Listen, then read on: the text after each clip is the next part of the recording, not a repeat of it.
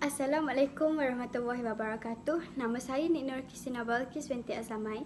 Saya dari kelas 3 Ibn Rushd. Dan hari ini saya ingin membentangkan tentang pembentukan kumpulan kerja berdasarkan tugas dan peranan.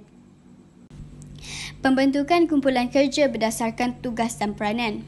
Setiap pengurus projek perlu mempunyai ciri-ciri keusahawanan yang dapat diterapkan dalam kumpulan kerja mereka. Seorang usahawan harus bijak mengurus, berfikir ke hadapan, berinspirasi, berkarisma, bijak berkomunikasi dan bersikap empati. Maksud kumpulan kerja ialah ahli pasukan dalam sesuatu unit organisasi, iaitu setiap individu membantu dan bekerjasama, berkongsi maklumat, mempunyai matlamat yang sama dan berkomunikasi. Setiap ahli kumpulan perlu tahu peranan dan tanggungjawab masing-masing. Perkara ini penting bagi membina pasukan yang cemerlang sama ada secara individu atau untuk sebuah organisasi. Kelebihan pembentukan kumpulan kerja terhadap individu ialah dapat mengurangkan tekanan dalam aspek pekerjaan. Yang kedua, tanggungjawab akan dikongsi bersama-sama ahli kumpulan. Yang ketiga, ahli memilih tanggungjawab yang lebih khusus atau pakar. Yang keempat, penghargaan dan iktiraf dikongsi bersama-sama. Yang kelima, ahli pasukan berkeupayaan mempengaruhi ahli lain. Yang keenam, pengalaman dan pengetahuan ahli boleh dikongsi bersama-sama.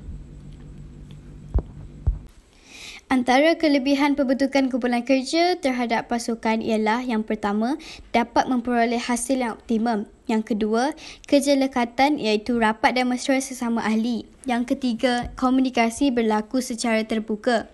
Yang keempat, penglibatan yang menyeluruh. Yang kelima, pengumpulan sumber dan memanfaatkannya secara maksimum. Dan akhir sekali, dapat meningkatkan motivasi staf. Bagaimanakah individu boleh bekerja dalam satu pasukan? Bagi melibatkan individu bekerja dalam pasukan, perkara yang berikut perlu diberi perhatian. Yang pertama, memberi tugas yang mencabar. Tugas yang diberikan kepada ahli pasukan harus mencabar. Ini membolehkan ahli pasukan memberikan sumbangan dari segi kepakaran dan kebolehan yang optimum. Pihak pengurusan harus mengenali identiti individu dan memberikan tugasan yang selaras dengan kemampuan mereka. Yang kedua, menentukan pembentukan individu. Yang pertama, pemilihan. Memilih individu yang mempunyai kemahiran interpersonal dan teknikal dalam menjalankan tugasnya. Mereka harus berkemampuan memainkan peranan penting dalam pasukan. Yang kedua, latihan. Latihan diberikan kepada individu dalam pasukan.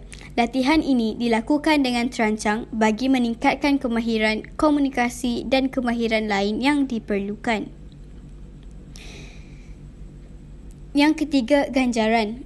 Sistem ganjaran menggalakkan persaingan sihat, mempromosi individu dalam kenaikan gaji, pangkat atau memberi ganjaran dalam bentuk pengiktirafan. Antara langkah-langkah yang boleh diambil bagi membentuk pasukan yang berkesan adalah seperti yang berikut. Yang pertama, kepelbagaian ahli dalam pasukan. Yang kedua, bilangan ahli pasukan tidak terlalu besar. Yang ketiga, pemilihan ahli dilakukan dengan teliti. Yang keempat, memberi latihan yang berterusan. Yang kelima, menerangkan maklumat pasukan dengan jelas. Yang keenam, sistem ganjaran yang sistematik. Yang ketujuh, menggunakan pengukur prestasi yang sesuai. Yang ke-8, menggalakkan penyertaan ahli pasukan. Dan akhir sekali, dapat melaksanakan aktiviti pembentukan pasukan. Berikut ialah contoh jadual struktur pecahan kerja SPK bagi membina bakul. Yang pertama, pengurus. Pengurus membuat perbincangan dengan pelanggan, menentukan skop projek dan masa, membahagikan tugas ahli, dan menganalisis maklum balas pelanggan untuk penambahbaikan versi yang berikutnya. Seterusnya, takbir urus iaitu setiausaha atau bendahari. Mereka mencari, mengiklan projek dan pelanggan, menyelidik maklumat dan data berkaitan, mendapat sumber dan penentuan kos dan menyediakan dokumentasi dan persembahan. Selain itu, pereka bentuk. Pereka bentuk membuat perbincangan dengan pelanggan, menyediakan pelbagai lakaran, menyediakan lakaran bersaiz dan menganalisis maklum balas pelanggan untuk penambahbaikan versi yang berikutnya. Dan akhir sekali, pembangun mock-up. Pembangun mock-up mendapatkan lakaran bersaiz, menyediakan bahan dan peralatan. Selain itu, Pembangun mockup mengukur, menanda, memotong dan memasang dan juga menghasilkan mockup atau model. Dan akhir sekali, pembangun mockup menguji dan menganalisis bakul tersebut.